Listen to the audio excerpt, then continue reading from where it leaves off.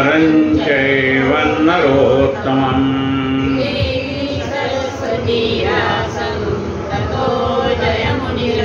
वसुदेवसुतं देवं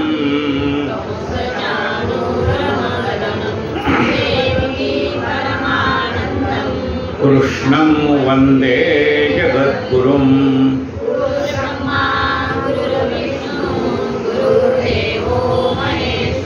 गुरुः साक्षात् परब्रह्म तस्मै श्री गुरवे नमः। श्रोता वक्ता श्रीराम समर्थ। जय जय रघुवीर समर्थ। कीर्तनेंदु हरिभक्तपरायण वैकुंठवासी अनाभावे लिखित सुलभ संक्षिप्त भागवत ग्रंथ हा ग्रंथ ओविबद्ध आहे। या ग्रंथातला 12वा स्कंध आणि 6वा अध्याय सुरू आहे। काल ओवी क्रमांक आपण 33 पर्यंत आलो। इंद्र कामधेनु पूजिती, अभिषेक केला ऐरावती, कृष्णासवे गोपी क्रीडती, महारास वर्णन, रासक्रीडेचं वर्णन त्याच्यामध्ये आलेले आहे। शंखचूड अरिष्टकेशी,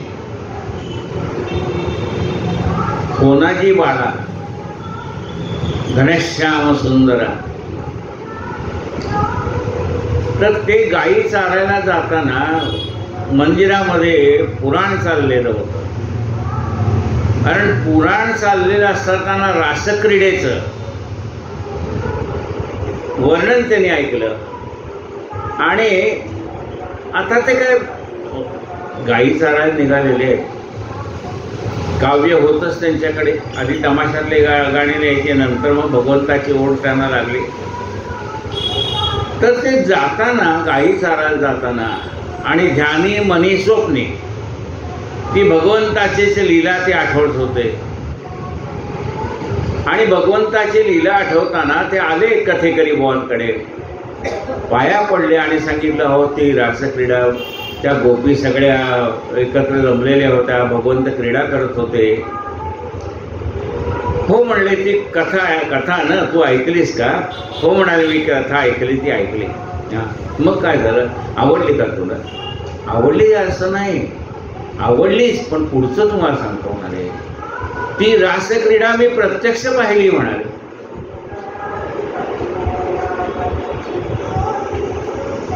जसं त्या गोपी त्यांना अहंकार झाल्यानंतर त्यांच्याजवळ असलेला परमात्मा अदृश्य झाला, त्यावेळेला गोपी त्या भगवंताला शोधायला निघाल्या आणि शोधता शोधता काय म्हणतात, सांगा मुकुंद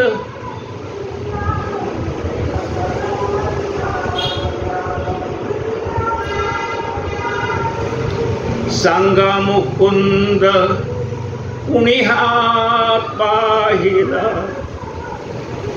सांगा मुकुंद कुणी हा पाहिला, सांगा मुकुंद कुणी हा पाहिला।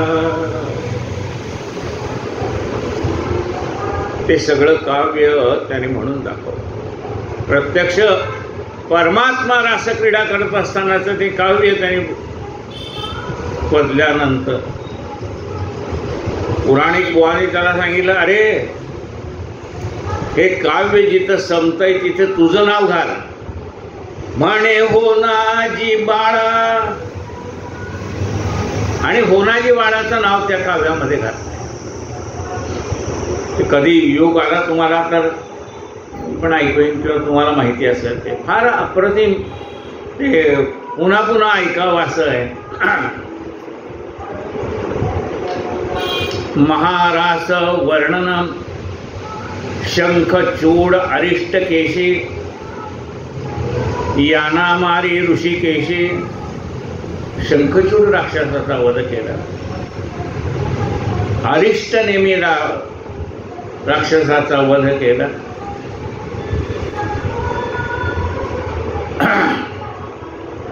आणि केशी नावाचा दैत्य आहे, त्याने घोड्याचं रूप घेतलं होतं.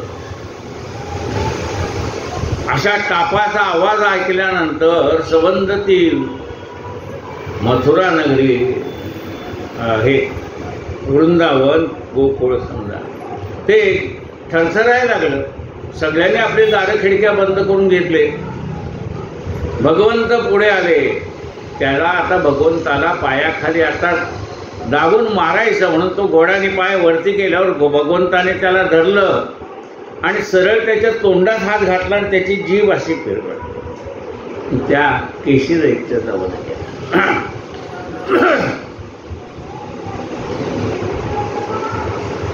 जे जे गेले ते परत आले नाही. फक्त एक अपवाद तुम्हाला सांगितलं कालचा मावळवटाचा. मग एकाने पुन्हा आला. कंसाला म्हणतो मी जातो, मी मारतो कृष्णाला. तर तू कसा मारणार बाबा? जे जे गेले ते परत आलंच नाही. सांगायला पण आले नाहीत. यद्गत्वान निवर्तन ते. त्यांना सुद्धा मुक्ती दिली भगवंतानी. मृत्यूच्या समयी प्रत्यक्ष परमात्मा समोर आहे, त्यांनाही मुक्ती दिली भगवंताने. म्हणाला असं आहे की माझा मृत्यू हा मारुतीच्या हातून आहे. आता ते त्रेतायुग संपल्यानंतर मारुती कुठे गेलाय कोणा ठाऊक. आता द्वापारयुग सुरू आहे.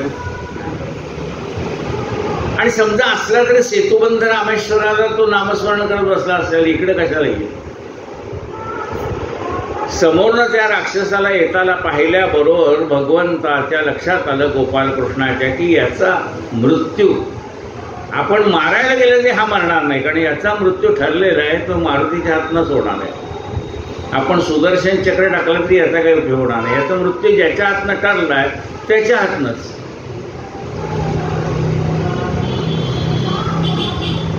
मग भगवंताने मारुतरायाचं स्मरण केलं. मनोजवं मारुततुल्यवेगं जितेंद्रियं बुद्धिमतां वरिष्ठं वातात्मजं वानरयूथमुख्यं श्रीरामदूतं शरणं.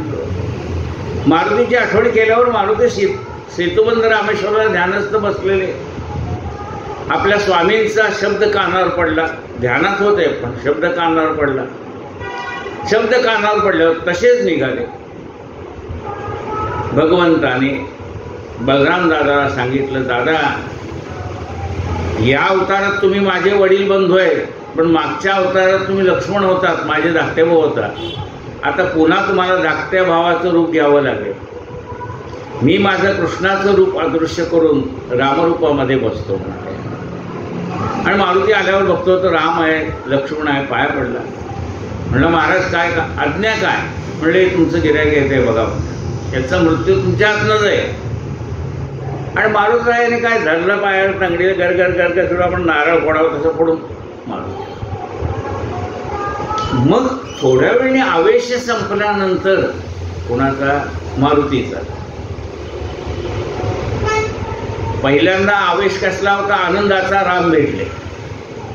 दुसरा आवेश होता ह्या राक्षसाला मारायचा. दोन्ही आवेश संपले. रामाला भेटल्याचा आवेश संपला कारण भेटून झालं होतं. त्याला मारून झालं हाही आवेश संपला. स्थिर झाली बुद्धी. आणि मग विचार करताय हे तर द्वापारयुग चालू आहे, राम कसे आले इथे?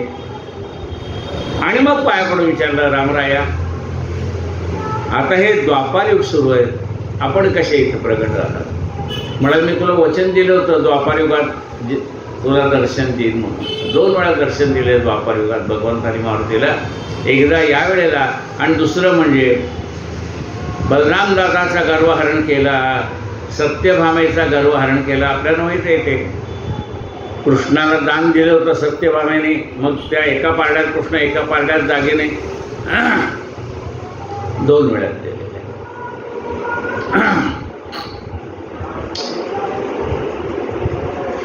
कंसाने विचार केला की अशा या गोष्टीने हा मरत नाही, मग काय करा? म्हणाले सल्ला घेतला. आता सगळे दुष्ट सल्ला देणारे.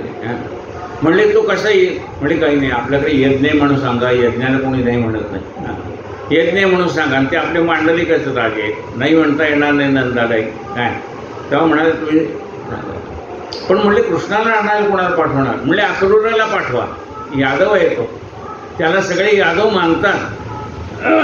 आपलाच मनुष्य म्हटल्यानंतर त्यालाही भय वाटणार नाही इथपर्यंत यायला. इथं आल्यानंतर आपल्या मुष्टी चाणूर आहेतच म्हणाले. आणि पाठवलं. अक्रूर आला आणि अक्रूराने सगळं भगवंताला घेऊन जाताना गोपींचं प्रेम पाहिलं. सगळ्या गोपी आडव्या पडल्या होत्या की कृष्णाला घेऊन जाऊ नकोस म्हणून. तेव्हा त्या गोपीचं भगवंतावर असलेलं अलोट प्रेम पाहिलं. आमच्या अंगावर नरत नाही म्हणाले, आमचं राग झाली चालेल इतकं त्यांचं म्हणजे जीवावरती उदार झालेल्या ते पाहिले. मग भगवंताने विनंती केली गोपींना पुन्हा आपली गाठ पडेल. बघा पुन्हा एकदा ज्या वेळेला गोकुळातनं कृष्ण परत निघाला ना त्यानंतर गोकुळात गेलेलं नाही. फक्त गोकुळात कोण परत गेलं होतं तर बलराम दादा एकदा गेले ते गोकुळात परत. कृष्ण गेला नाही. मग कृष्ण त्या गोपींना शब्द तेच दिलाय तुम्हाला भेटतो म्हणून. मग कुठं भेटला हे ज्या वेळेला शेवटचं ग्रहण यात्रा होती त्या ज्या ठिकाणी भगवंताने देहधारण ठेवला त्या ठिकाणी भगवंत सगळ्यांना भेटलेले. त्या ग्रहण काळामध्ये सगळे आले होते. तिथे त्याने गोपीला पुन्हा भेट दिलेली. भगवंतांना घेऊन अक्रूर निघाला. पण मनामध्ये शंका हा आपल्या विश्वासावर निघालाय. नंदाने सुद्धा आपल्या विश्वासावर पाठवलंय. पण तिथं हा कंस ज्याने पाळण्यामध्ये कृष्ण असल्यापासून मारण्याचा प्रयत्न केलाय तो काय आता ह्याला जिवंत सोडेल का. आपल्याला राजाज्ञा मान्य करायला पाहिजे म्हणून आपण आलो. म्हणून अक्रूर बसलाय रथामध्ये. काळजी लागली गोपाळकृष्णाची आणि बलराम दादाची. आणि म्हणाले मी आता गंगेमध्ये स्नान करतो यमुनेमध्ये स्नान करतो म्हणून तो स्नानाला गेलाय. आणि स्नानाला गेल्यानंतर त्याला काय दिसतंय शांताकारं भुजगशयनं पद्मनाभं सुरेशं. भुजगशयनं त्या शेषावरती आरूढ झालेला परमात्मा त्याला त्या ठिकाणी दिसला. भगवंताचं मूल स्वरूप त्याचं दर्शन झालं. पाया पडले आणि पुन्हा बघतोय ते एकदा गोपाळकृष्ण आणि बलराम दादा आणि एकदा पुन्हा शेषशाही भगवान पाहिल्याबरोबर वरती आले ते. आणि आल्यानंतर आता काळजी नाही असं झालं. म्हणजे निश्चिंत झालं ते. आता चेहऱ्यावरती हा निश्चिंततेचा भाव भगवंतानी पाहिला. कुणाच्या अक्रूराच्या. मनुष्याचा चेहरा हा त्याच्या मनाचा आरसा आहे. मनुष्याच्या चेहऱ्यावरून आपल्याला कळतं या माणसाला काय आनंद आहे दुःख आहे चिंता आहे काळजी आहे काय असतं. आता याचा चेहरा निश्चिंत पाहिला आणि भगवंत त्या अक्रूराला विचारतात की अक्रूरा अरे मगाशी तू स्नानाला जाताना तुझा चेहरा सचिंत होता आणि आत्ता इतका निश्चिंत कसा आहे. त्यावेळेला तू सचिंत होता आणि आता तू चिंता रहित आहेस असं कसं झालं. तेव्हा तो म्हणाला भगवंता तुझी लीला तुलाच माहिती. आता मला काळजी नाही. मला वाटत होतं एवढ्याशा बाळाचं काय होईल म्हणून.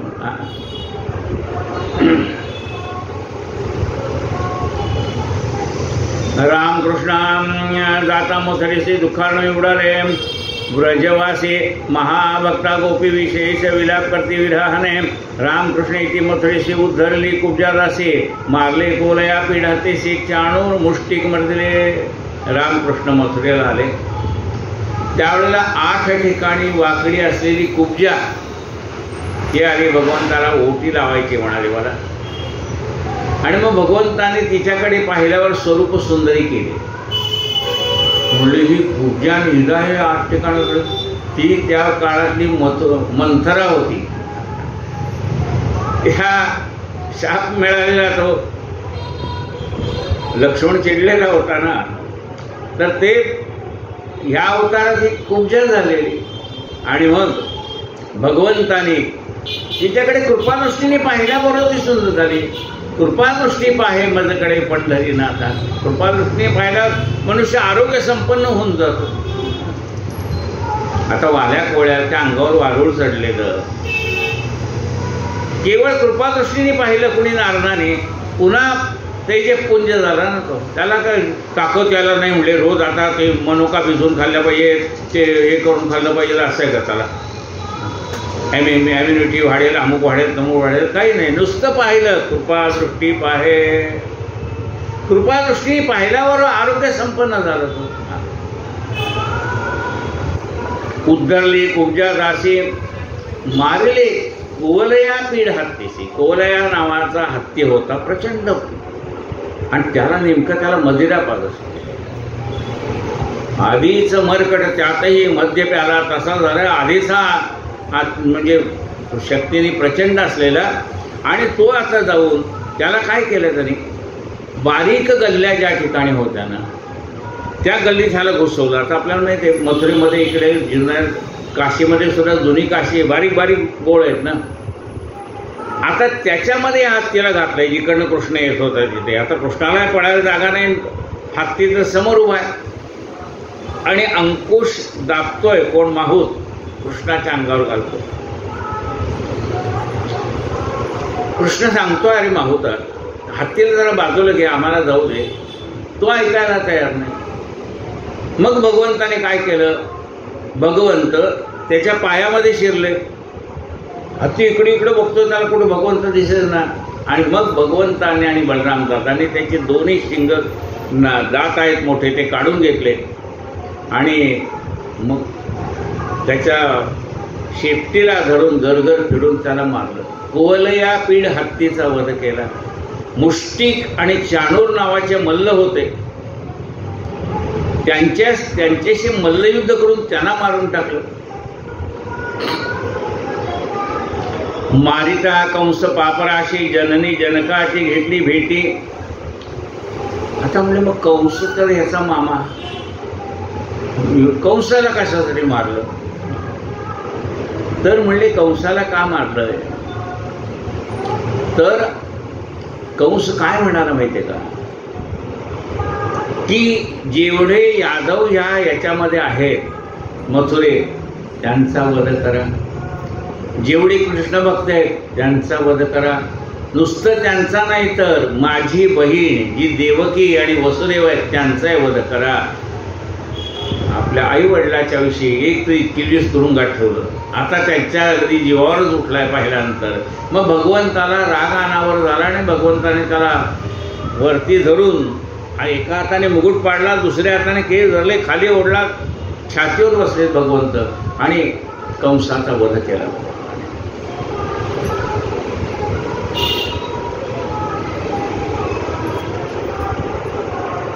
मग म्हणले कृष्णाने कंसाचा वध केला, मग कृष्ण अवतार कंसाच्या वधासाठी झाला होता का? तर नाही, दुष्टांच्या वधासाठी झाला. पण हे जयविजयाला जो जयविजयाचा उद्धारही करायचा होता ना, मग हे जयविजय कोण होते द्वापार युगामध्ये? शिशुपाल आणि वक्रदंत होते. या शिशुपाल आणि वक्रदंताचा वध केला. दोघांनाही सुदर्शन चक्राने भगवंताने मारलेले आणि त्यांच्या मुखातनं निघालेली ज्योत भगवंताच्या स्वरूपामध्ये विलीन झाली. पहिल्या अवतारात हिरण्याक्ष हिरण्यकश्यप, दुसऱ्या अवतारात रावण आणि कुंभकर्ण, आणि तिसऱ्या अवतारात हे शिशुपाल आणि वक्रदंत म्हणून जन्माला आलेले. मारिता कंस पापराशी जननी जनकाची घेतली भेटी. मग आई वडिलांच्या भेटायला गेले. बघा आपल्याला काय वाटतं, मी एवढं सगळं करतो तरी मला हे भोग का, असं वाटतं की नाही आपल्याला? अहो जिच्या पोटी कृष्ण जन्माला आलाय त्यांचा तुरुंगवास संपला का? नाही संपला. ते जे भोग आहेत ते भोगावे लागले नाना. पण मग कृष्णाला म्हणले, बाबा कृष्णा, अरे तू एकदा जन्माला आल्यानंतर मी तुला जवळ घेतलंय, त्यानंतर तू जो गेला गोकुळाला तो आत्ता आलास म्हणले मला भेटायला. जननी जनकाची घेतली भेटी. सांदीपनीचे गृही राहते, मृतपुत्र परत आणला सांदीपनीच्या गृही. मग शिक्षाला पाठवलं, त्याची मुंज केली. त्यानंतर त्याला गुरुगृहामध्ये पाठवलंय, अवंती नगरी उज्जैनला. सांदीपनी ऋषींचा आश्रम आहे, त्या आश्रमामध्ये पाठवलं. आणि मग त्या ठिकाणी गुरुदक्षिणा म्हणून त्यांनी आपल्या गुरुपत्नीने सांगितलेल्या मागणीवरून, घेतलेल्या मागणीवरून त्यांचा मृत पुत्र परत आणला. आता हे मृत पुत्र परत आणला हे कोणी ऐकलं? देवकीने ऐकलं. मग देवकी म्हणते, अरे तुझ्या आधी माझी 6 मुलं मेली की. ते म्हणले 6 कसं हो? 8 मध्ये कृष्ण गेला तर 7 पाहिजे का नाही? तर 7वा गेले नाही. 7वा आहे बलराम दादा आणि 8वा आहे कृष्ण. हे 6 मुलं पहिली गेलेली. कंसाने मारली 6 अपत्य. 7वा आहे ते तिचा गर्भ जिरला आणि रोहिणीच्या पोटामध्ये नेऊन ठेवलाय माईने. त्यामुळे 6 अपत्य मरण पावलेली होती तिची. मग ती म्हणली माझ्या मुलाला परत आणून दे. मग त्यांना परत आणलं भगवंतानी. ती म्हणली मला आहे ना दुग्धपान सुद्धा करता आलं नाही, मला निदान त्यांना दुग्धपान करू दे. त्यांना दुग्धपान केलं. त्यांचा उद्धार झाला. ते उद्धरून गेले.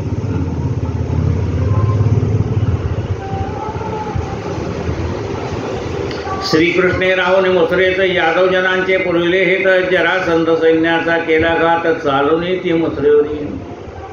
भगवंताने जरासंधाची गोष्ट आपल्याला माहित आहे.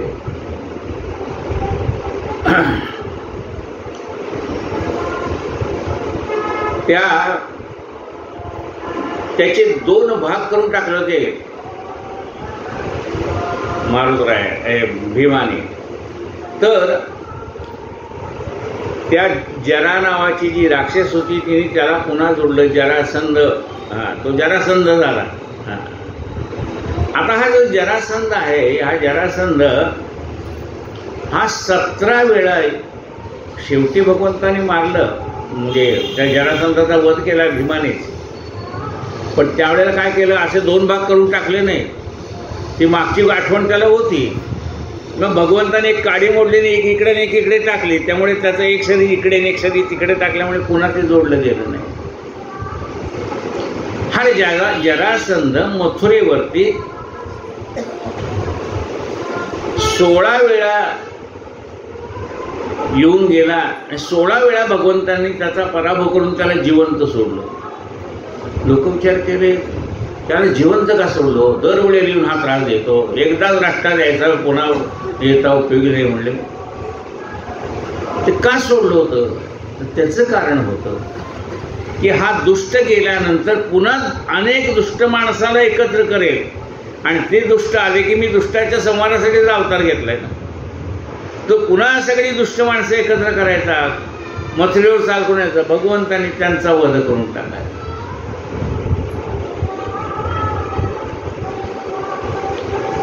आणि मग 17व्या वेळेला ज्यावेळेला तो आला त्यावेळेला भगवंतांनी द्वारका नगरी तयार केली आणि भगवंताने काल यवनाचा वध केला. द्वारकेत ही मथुरा जिंकण्यात येण्याचं कारण काय होतं? हा काल यवन नावाचा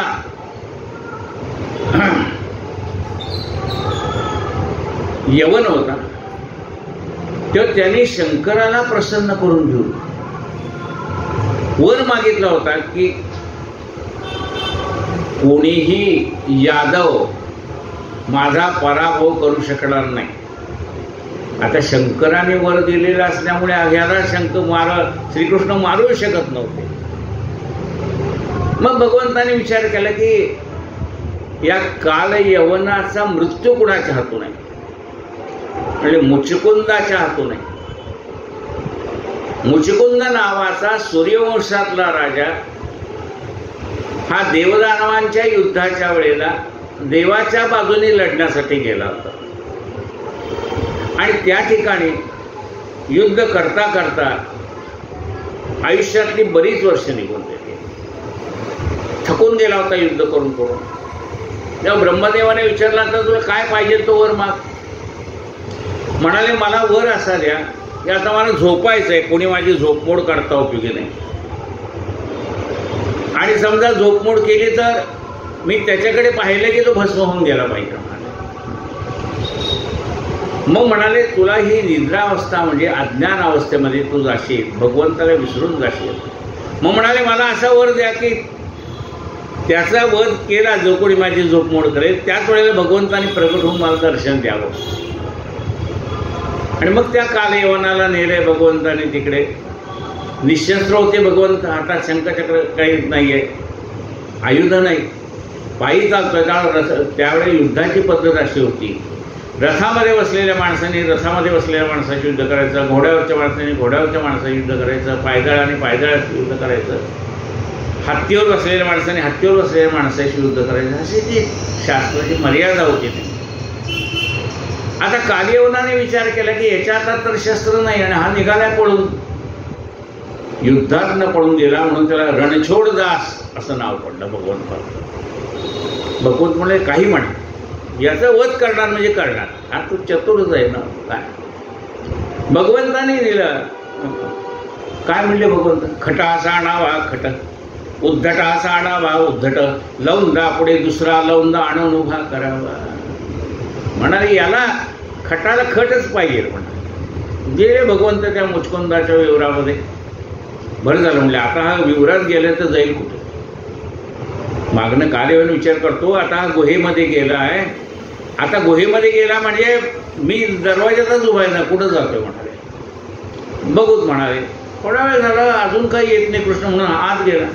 भगवंताने काय केलं, आपल्या अंगावरचा पितांबर टाकून दिला. पितांबराचे दोन भाग आहेत, तुम्ही सोवळं घेतलं तर लक्षात येईल. एक असतं ते खाली घालायचं आणि दुसरं असतं ते त्याच डिझाईनचं सोवळं असतं ते वरती घालायचं. ते भगवंताने आपल्या अंगावरचं जे उपर्ण म्हणजे सोवळं होतं ते त्या अंगावर टाकून दिलं.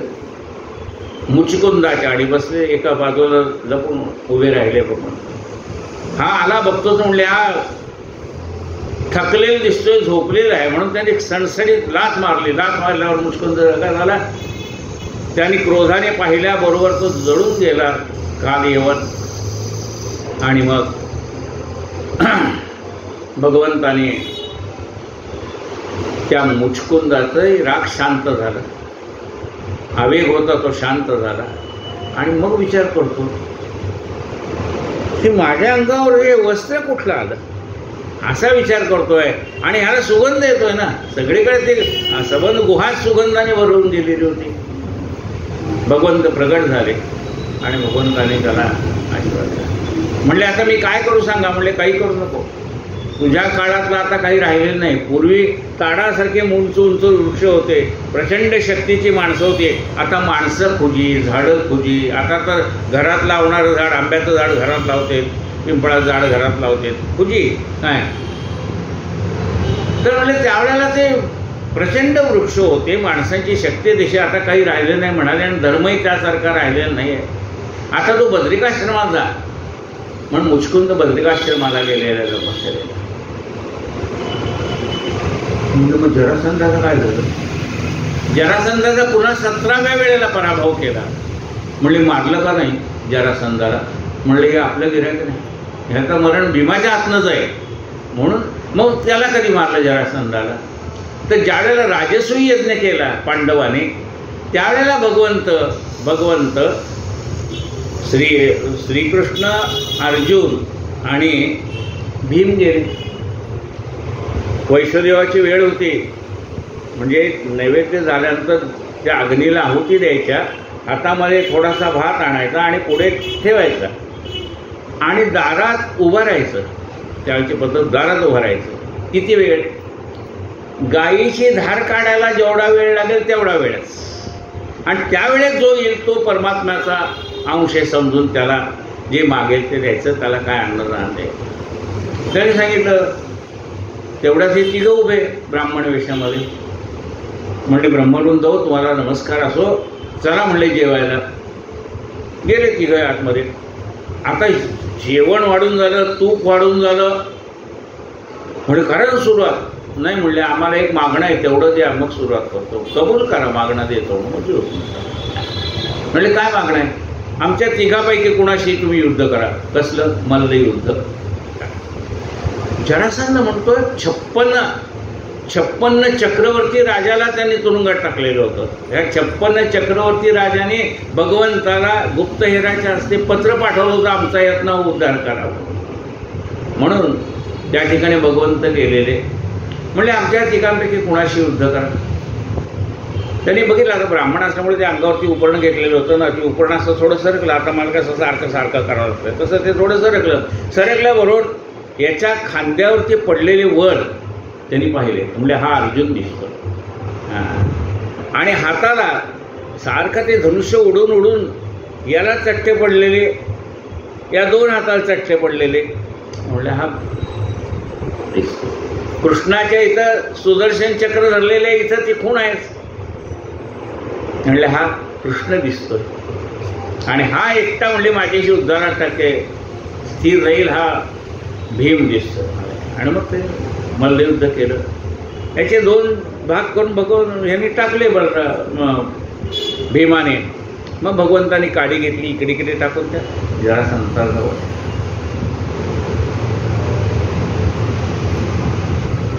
द्वारका नगरीची केली स्थापना, मारले दुष्ट काले यवना, पारिजात वृक्ष आणला जाणा, हरण केले रुक्मिणी।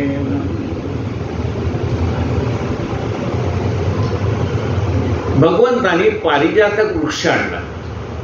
कधी आणला तर नरकासुराने आदितीची कुंडल आणली होती आणि इंद्राच्या मस्तकावर असलेलं छत्र आणलेलं होतं नरकासुराने, आणि 16,000 स्त्रियांना बंदिवान करून ठेवलं। त्या 16,000 स्त्रियांचं पत्र भगवंताला, आमचे ह्या नरकातनं सुटका कर। मग भगवंत आले, निघाल्याबरोबर ती सत्यभामा म्हणते मी पण युद्धाला येणार। ते म्हणले अहो युद्ध काय सोपी गोष्ट आहे का, तिकडे काही पिकनिकला जायचं नाही आहे। इथे म्हणाले कुणाचा हात तुटतो, कोणाचा पाय तुटतो, कोणाच्या अंगातनं रक्ताच्या चेकांड्या उठतात, म्हणजे नदीला पाणी जसं वाहतं तसं रक्ताचे पाठ वाहत असतात, त्याच्यात माणसं वाहून जातात, हे सगळे बिभत्स, त्याला बिभत्स असं म्हणतात, हे सगळे बिभत्स आहे म्हणाले, हे तुला पाहणार नाही। ते म्हणले अहो मी पण क्षत्रियाचीच मुलगी आहे ना, तेव्हा मला सगळी युद्धकला माहिती आहे। भगवंतानी विचार केला की स्त्री हट्ट, बाल हट्ट, राज हट्ट पुरवाच लागतो आता। आणि दुसरा विचार केला की नरकासुराला जोपर्यंत तो स्त्रीशी युद्ध करणार नाही तोपर्यंत त्याचा पराभव होणार नाही असं होतं। आणि मग पहिल्यांदा सत्यभामेशी त्याचं युद्ध झाल्यानंतर भगवंताने सुदर्शन चक्र केलं त्याच्यावर, आणि मग त्याच्या मुलाला, नरकासुराच्या मुलालाच राज्यावर बसवलं। त्या नरकासुराचं राज्य होतं ते भगवंताने घेतलं नाही, त्याच्या मुलाला त्याच्या राज्यावर बसवलं। आणि त्या आदितीची कुंडल आणि ते छत्र इंद्राच्या डोक्यावरचं ते स्वर्गात नेऊन इंद्राला दिलं। आदितीची कुंडल, आदिती म्हणजे देव आणि दानवांची आई, दिती आणि आदिती, कश्यप ऋषीच्या 2 पत्नी, दिती आणि आदिती। आदितीपासून देव झाले, दितीपासून राक्षस झाले, आणि म्हणून ज्याला कोणाला आपलं गोत्र आठवत नाही त्याला काश्यपीय सृष्टी असं म्हणतात, म्हणून काश्यप गोत्र सांगितलं। हे दिल्यानंतर ते सत्यभामा आणि कृष्ण परत येत असताना पारिजातक वृक्ष दिसला। पारिजातक वृक्ष दिसल्यानंतर सत्यभामा म्हणते की मला पारिजातकाचं फुलं फार आवडतात। म्हणजे फुलं काय करायचे, झाडच उपडलं, झाड उपडलं गेलं। आता कसं ते झाड उपडून गेलं माहिती आहे का, आपल्या इथे चांगलं कुंडी होती, एक रिक्षावाला आला त्याने कुंडीत उचलून ठेवली आणि गेलं। भगवंताने झाड उपडलं, ठेवलं गरुडावरती, निघाले, आले सत्यभामेच्या दारामध्ये पारिजातकाचं झाड, आणि मग गेले रुक्मिणीला भेटायला। ते म्हणले माझ्याकडे येऊ नका, दरवाजा बंद आहे। क्रोधागारात रुक्मिणी म्हणजे काय झालं बाईसाहेब, काय एवढा रागावलाय? हा तुमचं कोणावर प्रेम आहे मला माहिती आहे म्हणले, जा तिकडेच जा, तिकडेच जा, सत्यभामेकडे जा, तिचे झाड पारिजातकाचं झाड। म्हणजे बरं तुझी काय इच्छा आहे, तुला पारिजातकाचे फुलं पाहिजेत का? मग तुला मी असा वर देतो की झाड त्याच्या झाडात राहील, फुलं तुझ्या झाडात पडतील। अहो जवळजवळ ब्लॉक होते ना, बंगले दोन्हीचे जवळ अष्टनायकांचे जवळच असणार ना काय.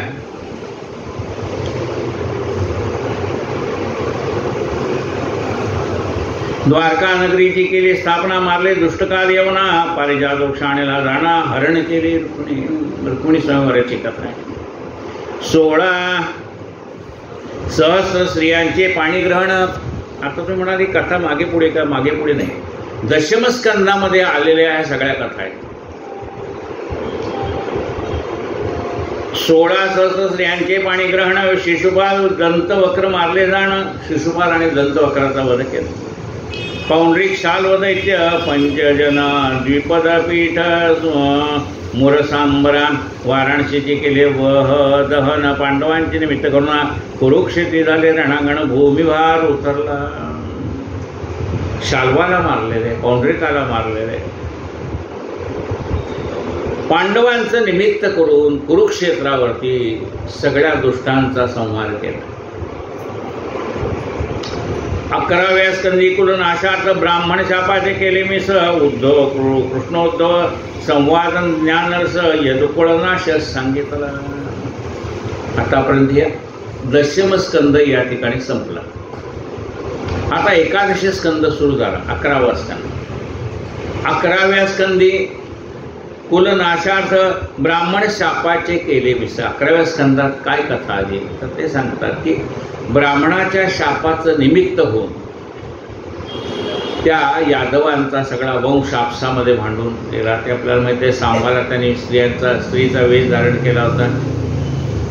एकावर कपड्यावर कपडे लावून त्याला विचारलं याला काय होणार, मुलगा होणार का मुलगी होणार. ऋषीने अंतर्ज्ञानाने जाणलं की हा पुरुष आहे आणि ही आपली परीक्षा बघायला आले. मग ते म्हणले या स्त्रीला जे होईल तो यादवांच्या कुळाचा नाश कर. ती कथा आपल्याला माहिती आहे. तर ही कथा त्यांनी ती या कथा आलेल्या आहेत त्याच्यामध्ये.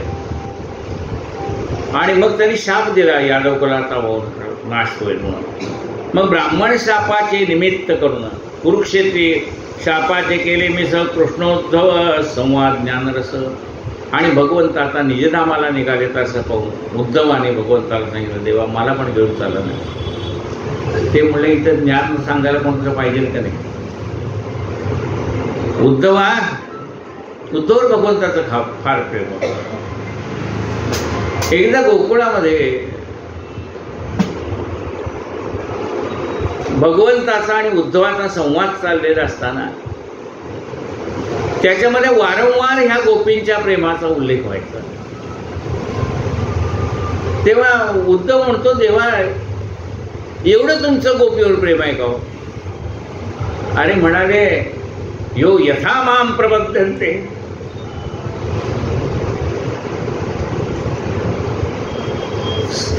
तथैव भजाम्यहम्. आणि त्या माझ्यावरती उदंड प्रेम करतात तसं मी त्यांच्यावर करतो. त्या मला प्रेम देतात म्हणून मी त्यांना प्रेम देतो. उद्धवा, तुला गोपींचं प्रेम पाहिजे का? जा म्हणाले गोकुळा. आणि गोपीला काय सांग,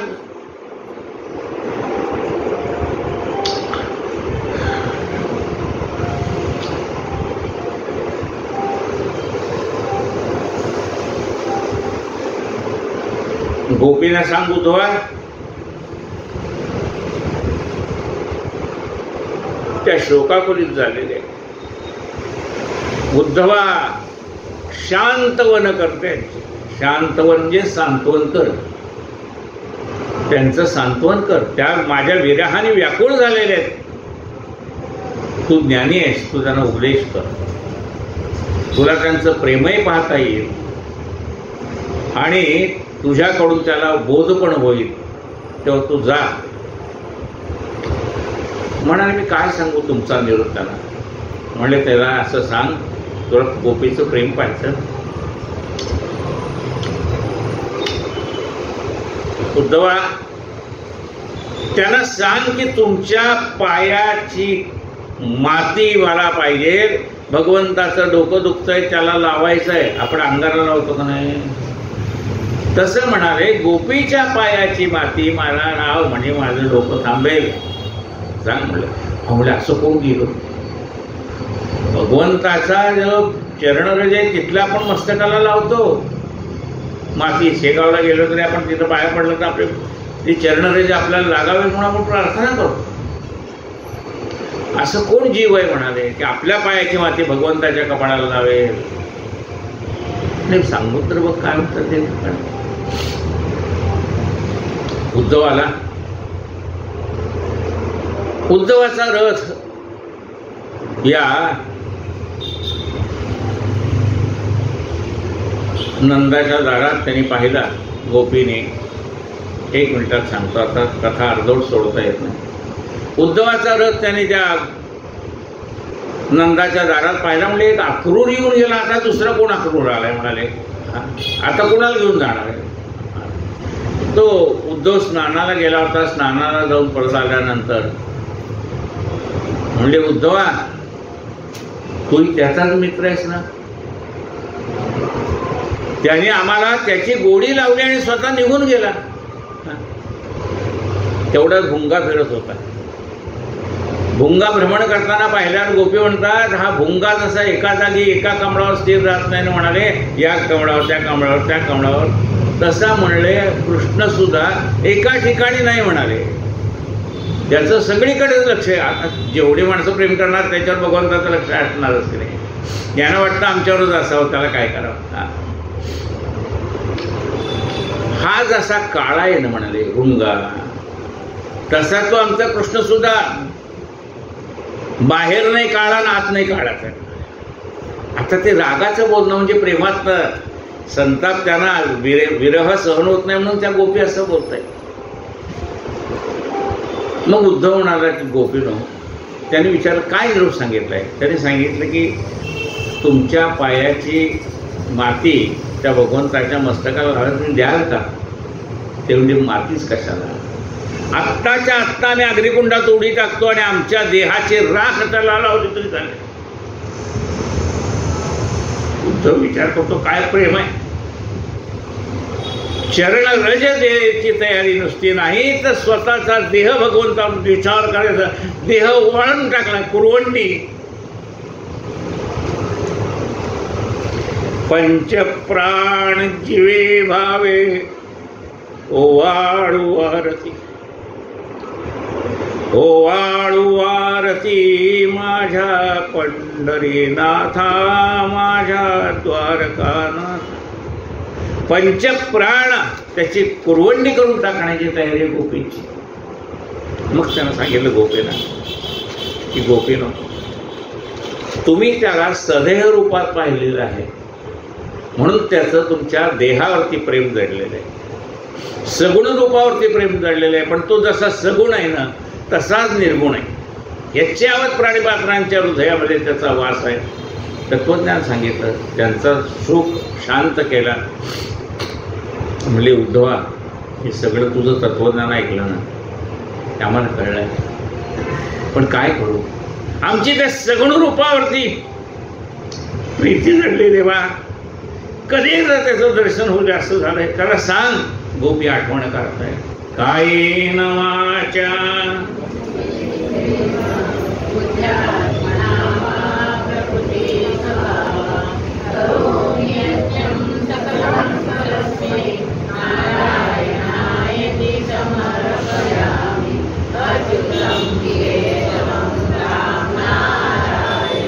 कृष्ण दामोदरं वासुदेवं हरे.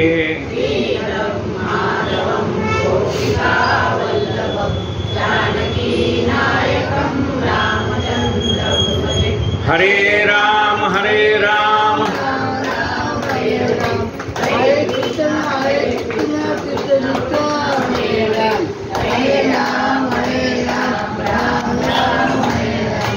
हरे कृष्ण हरे राम राम राम हरे राम. हरे कृष्ण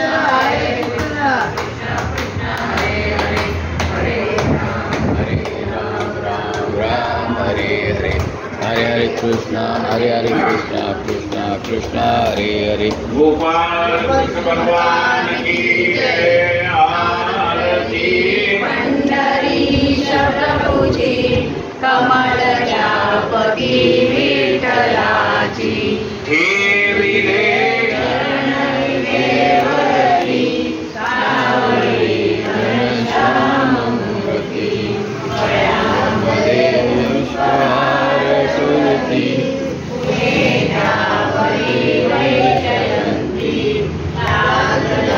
पंचप्राण त्यासी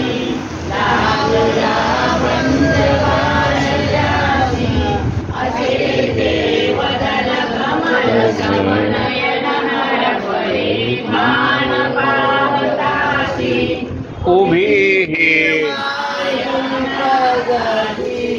आरती